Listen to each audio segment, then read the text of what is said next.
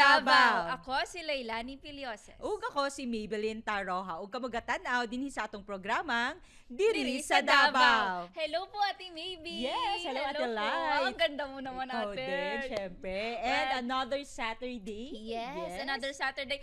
And good evening po sa mga viewers and listeners po ng ating programa ngayon. Yes. Kumusta ka, Ate Lai? I'm fine po, Ate Maybe. How about you? Yes, I'm good. Yes. Ayan, busy ang week natin. Oo, pero, August na, no? Oo nga, no? Ang bilis, ano? 8 month na. Oo, ang bilis lang. Yes. Tapos, malay mo pag kinabukasan, wala, December na ulit. Burr month na Next month. Yes. O yun. Bilis nga talaga ng panahon ngayon. August. And speaking of August, syempre unahin ko na, gusto ko lang batiin ng belated happy birthday po ang ating mahal na tagapangasiwa ng distrito po ng Davao City, ang kapatid na Macleo Ibasco. Happy birthday po, Kamak. Happy birthday po, Kamak. Yes. So ngayong gabi, Ate Lai, ang dami nating inihanda para po sa ating mga viewers and listeners. Pero bago natin simulan, saan nga ba tayo napapanood ng mga platforms po? Thank you po, Ate Maybe. Tayo po ay napapakinggan sa DZM 954 AM Terrestrial Broadcast. Andyan po tayo sa iglesianicristo.net/INC Radio. At syempre po ang ating YouTube channel, Ate Maybe. Hanapin nyo lamang po, i-search ang INC Radio, and meron din po tayong official Facebook page po. Just search ang INC Radio. You can comment, like, and share para marami pong updated sa mga bagong episodes ng INC Radio. Yes, ayan. And I'm sure ngayon, marami na tayong mga nakakasama. So, hello po sa mga nakasama natin ngayong gabi dyan. So, maya-maya ay sisikapin natin, baka may pwede tayong batiin, Ate Lai. Yes diba po, Ate Maybe. Pero ngayon, Ate Maybe, no, kasi marami nang nag-aabang sa ating episode po ngayon. Kung ano na naman bang mga bagong pupuntahan, bagong foods, or basta mga episode, mga segment po natin ngayon. Unahin na po natin itong food vlog na inihanda po ng distrito po ng Davao City. Kasama po ang ating Kuya Lucky Elagan dito po sa segment na Mga Unta. Matakam sa mga lutong Davao dito sa Mga Unta.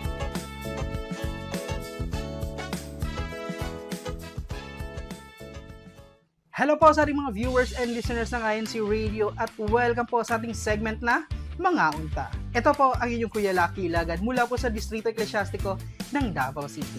At para po sa episode natin sa gabing ito ay pag-uusapan natin ang alam ko isa sa mga paborito nating inumin, ang kape. But it is not just only coffee. Ang ating tutuklasin sa gabing ito ay ang kapeng Davao. Kaya ano pang hinihintay natin? Tara, kape! When we talk about coffee in the Philippines, the Davao region often stands out as one of the country's most vibrant and diverse coffee-growing landscapes. Nestled between the fertile lowlands and the towering presence of Mount Apo, the region produces 3 of the 4 major coffee bean varieties found across the globe, namely Arabica, Robusta, and Liberica. And this diversity gives the region a flavor spectrum that ranges from the bright and fruity to the bold and earthy. And at the center of this rich tapestry of flavors is the Mount Apo Single Origin Coffee, the region's crown jewel, kung saan ito ay tinatanim sa elevation ng 1,600 meters above sea level, at ang Mount Apo Arabica beans ay nakakabenepisyo dahil sa volcanic soil, cool temperatures, at consistent cloud cover na mga kondisyon na ideal sa pagtatanim ng premium coffee beans. And one thing that makes this coffee truly unique is its clarity of flavor. A clean, balanced cup, often described as having notes of citrus, floral, sweetness, and a smooth chocolate finish. At para sa karamihan sa atin, ang kape ay isa sa napakahalagang parte na ng ating mga daily routines.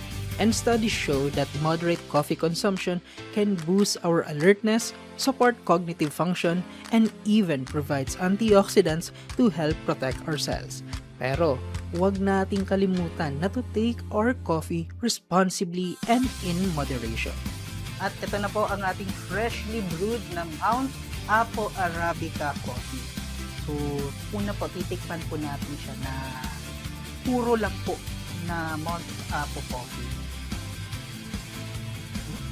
actually masarap siya. Hindi siya ganun katapang tulad ng siguro ng kapeng barako. Pero meron din po siyang may hint po na manamis-namis at tulad din po na nabanggit kanina na meron din po siyang tsokolate po na lasa. And syempre po, ang preference ko naman po with regards sa kape ay isa po siyang mixture ng 3/4 coffee, 1/4 na milk, at saka isang kutsara po ng asukal. Ngayon, tikman naman po natin na lagyan na po natin yung ating preferred na gatas at asukal. Yun. Perfect na perfect talaga. Ito talaga ang gustong-gusto kong timpla ng kape. Kaya po sa ating mga viewers and listeners, wag na wag nyo pong palalampasin na hindi nyo po matikman o masubukan ang kapeng Davao. Kaya wag na wag nyo pong kalimutan isali yan sa inyong checklist. At sa muli po, ito po ang inyong Kuya Lucky Ilagan po para sa segment na Mga Unta. Yes, and that segment is for all coffee lovers, Ate Baby. Oh, ikaw mahilig ka ba sa kape, Ate Lai? Opo, mahilig po ako sa kape. Especially yung feature ni Kuya Lucky was brewed coffee po. Oo. Which is, doon na lang po ako ngayon, brewed coffee. Hindi na Ganun po ako ba? masyado doon sa sweet coffee. Ayun. Kayo po ba? Hindi ako, mas gusto ko naman yung sweet side. Okay. Oo. Kasi ang kape, di ba po, Ate Maybe, kasi parang hanap talaga siya ng lahat. Kahit Oo. umaga, meron pa nga tanghali, nagkakape. Ang iba kasi may kilala pa ako 3 times, 4 Oo. times kung magkape, 'di ba? Yes. Oo. Pero ayun, thank you Kuya Lucky for sharing ano ba tawag noon? Kapeng Davao. Yes. So, Yes. kasi yung kape is ang pagkakaalam ko si Kuya Lucky talaga ang Brewed. Yung beans na binili niya talaga from the market. Yes, and ang alam ko nga from ano pa yon, Bangkerohan Public Market. Isa sa mga sikat po na public market dito po sa Davao City. Kaya yan, pwede natin gayahin yon. Yes po. At yun na nga, tatapos na tayo sa ating food vlog. Ngayon naman po ay pakinggan at panoorin po natin ang inihanda po na inspiring story or convert story mula po sa distrito ng Davao del Norte. Dito lamang yan sa ating segment na Kahayag. Get to know the life-changing stories of Davaoenos here on Kahayag.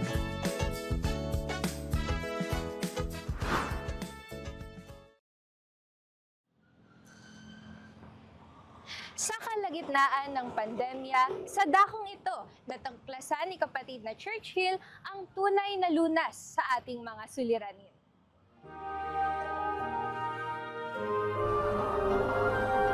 Tao po! Tao po! Tinanong, dami niya pong tanong kasi nagtaka sila bakit wala naman po kasi nagdala sa akin doon. Ako po si kapatid na Churchill Jane E. Duque. May tungkulin po sa pananalapi mula po sa lokal ng Visayan Village, distrito po ng Davao del Norte. Nung maliit pa po talaga ako, yung baby pa, bali na bautismo daw ako sa Katoliko. Tapos nung maging high school ako, yung mama ko po, na-convert siya sa Foursquare po. Pero at the same time din po kasi nag-aaral ako sa Catholic school. Kaya parang halo-halo ba? Nung hindi pa po ako iglesia, di naman po pasaway palagi.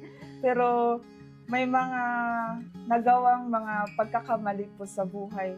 Gaya po na, kasi hindi ako nakikinig masyado sa mga magulang ko, may sarili akong desisyon. Tapos yung takbuhan ko po dati, mga kaibigan, barkada, mag-iinom, hanggang po na buntis po ako nang hindi po kami kasal nung papa ng ng panganay ko po. Misinterpretation ba pag sabing Iglesia ni Cristo parang pera-pera daw po. May mga naririnig po ako na pag di daw po makasamba, magmumulta daw po, pagbabayarin. Tapos may certain amount para dun sa parang paghahandog po. Pero hindi naman po totoo yun. Talagang nakasalig lang po sa aral ng Biblia po. Opo. Ayan po. Noong 2005 po, nagtatrabaho po ako sa LGU ng Mongkayo. Tapos yung isang office mate ko po doon is Iglesia ni Cristo po. So inanyayahan niya po ako mag-attend ng pamamahayag. Narinig ko po yung leksyon po noon is about po sa nag-iisa lang po yung totoo at tunay na Diyos.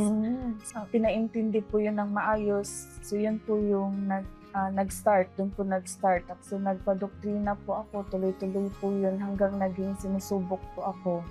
Tapos, So hindi po kayo nakapagtuloy sa pag-anib sa Iglesia ni Cristo nung panahon po na yon. opo, hindi po ako nakapagpatuloy nung mga panahon na yun kasi nakapag-asawa po ako ng Katoliko po. So ano pong nangyari kung bakit po na natawag na po kayo, nagpatuloy na po kayo? Kasi po after noon po, nung nakapag-asawa na ako, na nagkaanak po ako, lumalaki po yung mga anak ko, yung dinadala kami ng asawa ko doon po sa simbahan po nila. Tapos parang labag po talaga sa puso ko yung naririnig ko po doon na aral. Kahit hindi pa po ako iglesia, sinasama ko po yung mga anak ko, sumasamba po kami sa kapilya po. So wala pa pong nag-akay sa akin noon. Sumasamba kami doon. Hanggang dumating po yung pandemic. Opo, magandang hapon po. Nag-walk-in po ako doon sa kapilya ng Visayan Village po. So yung naabutan ko po doon, si kapatid na Kalulit po, yung sa Kalihiman. Tapos introduce niya po ako doon sa destinado, si Ka Franz po. Yun na po, nagtuloy-tuloy na po yung nagpadoktrina na po ako. Hanggang naging Bautisado. opo. Tapos yung mga anak ko naihandog na din po sila sa iglesia. During that time, pandemic, ang daming nangyayari. Tapos anytime pwedeng mawala yung buhay. Iniisip ko paano kung bawian ako ng buhay tapos yung mga anak ko hindi sila Iglesia ni Cristo tapos hindi ako Iglesia ni Cristo. So anong mangyayari? Di kami magkikita-kita. Gusto ko po talaga silang lumaki na may banal na takot at pagmamahal po sa Diyos. Sabi nga po sa Biblia, train up a child in the way they should go so that when they are old, they will not depart from it. So iniisip ko po kahit wala ako, mawala man po ako sa mundo, sila na lang po yung maiiwan. Magiging kampante po ako na nasa mabuti silang pamumuhay, ayos ng pamumuhay, sumasamba sila.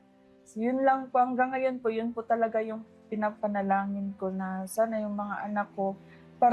Kasi sa iglesia may kaligtasan po eh. Sigurado po, may assurance po na magkikita-kita po kami sa bayang banal. Gaano man kadumi, gaano man kalaki yung mga kasalanan na nagawa ko. Pero maging Iglesia ni Cristo, ako palagi ko pong naririnig kung gaano tayo kamahal po ng Ama. Hindi niya tayo pababayaan, ano man po ang mangyari. Hinahanap niya po tayo doon. So ganun po tayo kaimportante na sa libu-libong tao man po. Napakapalad ko po na isa po ako sa napili niyang maging hinirang. So yun po talaga yung isa sa mga parang pinanghahawakan ko sa buhay. Na hindi ako pwede mawala ng pag-asa kasi anak ako ng Diyos. Isa akong Iglesia ni Cristo. Pinatunayan ni kapatid na Churchill na ang masusing pagsusuri sa mga tunay na aral ng ating Panginoong Diyos ang tunay na daan para matamo ang kaligtasan. At sa pananatili sa loob ng Iglesia ni Cristo, buong tiwala niyang hinihintay ang kaligtasan na pangako ng ating Ama sa mga mananatili hanggang sa wakas. Maraming salamat po sa ating mga kapatid dyan sa distrito po ng Davao del Norte. Another inspiring story na naman po, Ate Lai, Opo. So, every talaga, pag may napapanood tayo ng mga ganitong segments po, talagang iba't ibang way yung pagtawag po sa loob ng Iglesia ni Cristo. Yes po. At sana po sa mga nakikinig po sa amin at nanonood ng segment po na ito, huwag po kayong mahiya din po na magsuri po sa loob po ng Iglesia ni Cristo. Welcome po kayo na dumalo po sa mga gawain. Meron po kaming mga evangelical missions, Yes. mga pamamahayag po kung saan po mapapakinggan po ninyo ang pagtuturo po ng mga salita ng Diyos na galing po sa Biblia. Yes. At yan lamang po ang first part po ng ating program. Magbabalik po kami pagkatapos po ng pagpapakilala ng ating himpilan.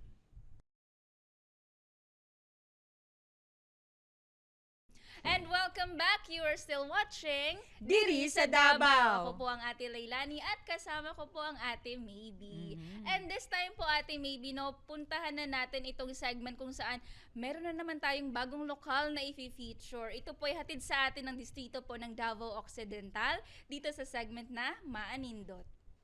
Mamangha sa mga iba't ibang gusaling sambahan sa buong rehiyon. Dito sa Maanindut.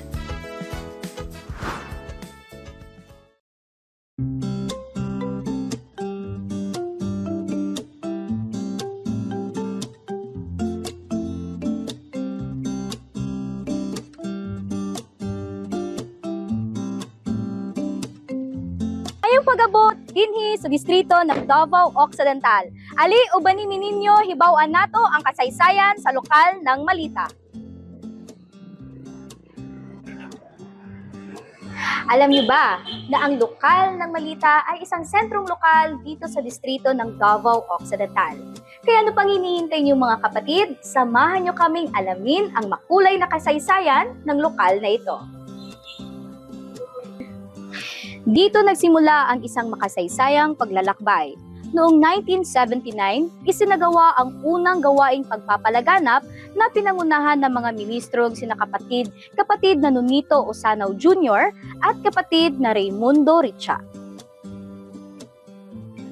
At noong 1980 naman ay idanaos ang unang pagsamba sa tahanan ni Ginang Balen sa Benwang, Malita. Mula sa maliit na simula, patuloy na pinagpapala ng Panginoong Diyos ang lokal na ito. Noong 1984, naitayo ang kauna-unahang bahay-sambahan na yari sa Life Materials. Habang patuloy na lumalago ang lokal, napagtibay ang pagtatayo ng mas maayos na gusaling sambahan na naitalaga sa Panginoong Diyos noong November 30, 1993. Pagkaraan ng mga taon, muli na namang ipinagkaloob ang pagpapala ng pagkakaroon ng mas malaki at konkretong gusaling sambahan na may mahigit 300 seating capacity noong April 29, 2011. Itinalaga ang gusaling sambahan sa Panginoong Diyos sa pagsambang pinangasiwaan ng tagapangasiwa ng distrito, ang kapatid na Joel M. Valioyas. Isa sa pinakamahalagang yugto ng kasaysayan ng lokal ng Malita ay noong July 23, 2022. Pinagtibay ng tagapamahalang pangkalahatan na maitatag ang distrito ng Davao Occidental at ang lokal ng Malita ay ang naging sentro ng distrito. Hindi lamang ito isang kwento ng gusaling sambahan, kundi ito ay isang kwento ng pananampalataya, pagkakaisa, at patuloy na paggabay ng Panginoong Diyos sa kanyang iglesia. Hanggang sa susunod po nating paglalakbay, ako po si kapatid na Neral Castro para sa segment na Manindot.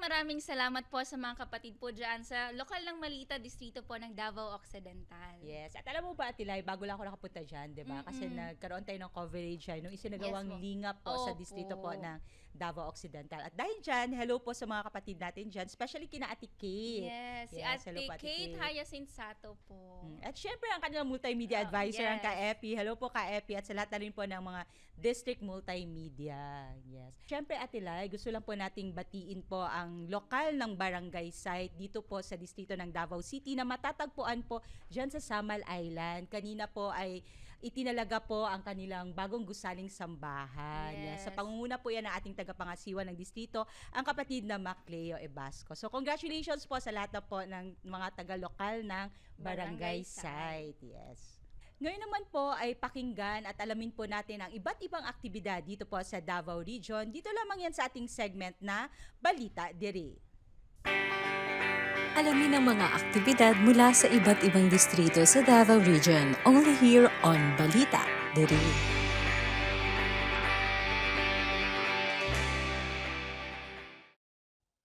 Maayong gabi ug kini ang news segment Balita Diri. Ako po si kapatid na Shinaida Oraiz at ihahatid namin sa inyo ang iba't ibang aktibidad dito sa Davao Region. Dumako tayo sa distrito ng Davao de Oro. Nagsagawa ng special pamamahayag ang lokal ng nabunturan. Narito ang report ni kapatid na Maylene Suralta. Nagsagawa ang lokal ng nabunturan ng isang espesyal na pamamahayag ng mga salita ng Diyos bilang paggunita sa 112 anibersaryo ng Iglesia ni Cristo. Dinaluhan ito ng maraming panauhin at mga kapatid na nagkaisang makinig sa mga aral na nagmumula sa banal na kasulatan. Sa pangunguna ni kapatid na Dexter Mark Calipara, ministro ng Ebanghelyo, ay naipahayag ang mga salita ng Panginoong Diyos na nagbigay linaw sa kahalagahan ng kanyang mga utos at sa dakilang pagpapalang natanggap ng mga kabilang sa tunay na iglesia. Marami sa mga panauhin ang nagpahayag ng kanilang pasasalamat sa pagkakataong marinig ang mga aral ng Diyos at higit pang makilala ang Iglesia ni Cristo. Patuloy na nakikiisa ang mga kaanib sa Iglesia ni Cristo sa mga gawaing naglalayong maipahayag ang mga salita ng Panginoong Diyos sa mas marami pang tao bilang pagtungon sa kanyang banal na kalooban, lalo na sa pagunita sa 112 anibersaryo ng Iglesia. Mula po rito sa lokal ng nabunturan, ako po si kapatid na Maylene Suralta para sa Iglesia ni Cristo News Network. Daghang salamat, Igsoong Maylene. Ang distrito naman ng Davao Oriental ay matagumpay na naisagawa ang Unity Games. Narito po ang report ni kapatid na Glyza May Seniza. Matagumpay na isinagawa sa distrito ng Davao Oriental ang aktibidad na Unity Games na ginanap sa San Isidro Bato-Bato Gymnasium. Nilahukan ito ng mga kapatid mula sa iba't ibang lokal na nasasakupan ng distrito. Ipinamalas ng mga kapatid na manlalaro ang kanilang husay at galing sa iba't ibang larangan ng palakasan. Pinangunahan ang nasabing aktibidad ni kapatid na Noel C. Bucario Sr., tagapangasiwa ng distrito, katuwang ang mga may tungkulin sa mga kapisanang pansambahayan. Nagbunga ito ng kasiyahan at pagkakabuklod ng mga kapatid at higit sa lahat, lalo pang pinagtibay ang kanilang pananampalataya.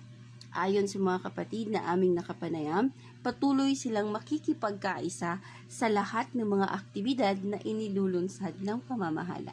Mula rito sa Bato-Bato, San Isidro, Davao Oriental, ako po si kapatid na Glyza May Seniza para sa Iglesia ni Cristo News Network. Daghang salamat, Igsoong Glyza May. At yan po ang mga aktibidad dito sa Davao Region. Muli po ako po ang kapatid na Shinaida Oraiz para sa Ibalita Diri. Maraming salamat po sa distrito po ng Davao Oriental. Yes, Ate Lai. At yan lamang po ay iilan lamang sa mga naging aktibidad po natin sa Davao Region. Yes po, and that is weekly po na fini-feature po natin dito sa ating segment ang iba't ibang mga aktibidad po here in Davao Region. Yes, Ate Lai. At bago tayo magtapos, syempre batiin lang po natin ang lahat ng mga nakasama natin tonight. Thank you so much po sa iba't ibang mga platforms. Ayan. Yes po. And I think may babatiin pa tayo, Ate Lai. Opo, Ate Maybe. Yes, opo. Simulan mo na, Ate Lai. Yes po, Ate Maybe. Nais po naming batiin ang tagapangasiwa po ng distrito po ng Davao Oriental, ang kapatid na Noel C. Bucario Sr. at ang kanyang may bahay na si kapatid na Esther Bucario. At binabati din po namin ang pangalawang tagapangasiwa po ng Davao Oriental, ang kapatid na Urbano Aquino at sa kanyang may bahay na si kapatid na Merly Aquino. Yes, at dumako naman po tayo sa distrito po ng Davao del Sur. Binabati po namin ang tagapangasiwa, ang kapatid na Wilfred Sakayanan at ang kanyang may bahay, ang Kalolit Sakayanan. At syempre po, ang kanilang pangalawang tagapangasiwa ng distrito ng Davao del Sur, ang kapatid na Ronald Azarcon at ang kanyang may bahay, ang kapatid na Melissa Azarcon. Binabati din po namin dyan po sa distrito po ng Davao de Oro, ang kanilang tagapangasiwa, ang kapatid na Benjamin O. Pelias at ang kanyang may bahay na si Ka Jocelyn Pelias. At sa pangalawang tagapangasiwa po nila ang Ka Vicente Season Jr. at sa kanyang may bahay na si kapatid na Rama Season. Yes, at sa distrito naman po ng Davao del Norte, binabati po namin ng good evening ang kanilang tagapangasiwa po ang kapatid na Israel Flores at ang kanyang may bahay ang kapatid na Nenita Flores. At syempre po ang kanilang pangalawang tagapangasiwa ng distrito ang kapatid na Samuel Betoya at ang kanyang may bahay ang kapatid na Sally Betoya. Binabati din po namin ang tagapangasiwa po ng aming distrito dito po sa distrito ng Davao City, ang kapatid na Macleo V. Ebasco at sa kanyang may bahay ang kapatid po na Babes Ebasco. Binabati din po namin ang aming pangalawang tagapangasiwa, ang kapatid po na Homer Chumico at sa kanyang may bahay po ang kapatid po na Cecil Chumico. Yes, at syempre maayong gabi rin po sa mga kapatid natin sa distrito po ng Davao Occidental. Binabati po natin ang kapatid na Ricky Minyoza, ang kanilang tagapangasiwa at ang kanyang may bahay. At syempre rin po ang kanilang pangalawang tagapangasiwa ng distrito, ang kapatid na Noel Sumacote at ang kanyang may bahay. Good evening po sa inyo. And before we end this program po, syempre we would like to acknowledge po ang mga nakasama po naming District Multimedia. Andyan po ang Kuya G. Lopez, Ate Wendy, Ate Jacme, Ate Pearl, si Kuya Lucky, si Kuya... Sino pa bang andyan? Si Ate Chap, ayan, si Kuya Neil, si Ate Claros, at ang aming makeup artist, ang Kuya Jing Ligad. At syempre po, we would like to acknowledge and thank po our District Multimedia Advisor, ang kapatid po na John Kyle Del Castillo, at ang aming KSKT po, ang kapatid po na Jose Carlo Ora. Maraming salamat po. Yes, at binabati rin po natin ng good evening ang kapatid na Mar Oriondo, ang kapatid na Wally Taray, ang kapatid na Jeffrey Vera, at ang kapatid na Montreville Boy. At higit sa lahat ay binabati po natin at pinapasalamatan po namin ang kapatid na Angelo Eranio Manalo, ang ating pangalawang tagapamahalang pangkalahatan. At higit sa lahat ang kapatid na Eduardo V. Manalo, ang tagapamahalang pangkalahatan ng Iglesia ni Cristo. Mahal na mahal po namin kayo. Yan po. Maraming salamat po. I hope you all enjoy our program tonight. Abangan pa rin po kami next week. Same time po yan. 7:30 until 8 po ng gabi. Dito lamang yan sa Diri sa Davao. Susunod na po ang pagtawag at makakasama niyo po ang kapatid na Mar Oriondo. Bye you po!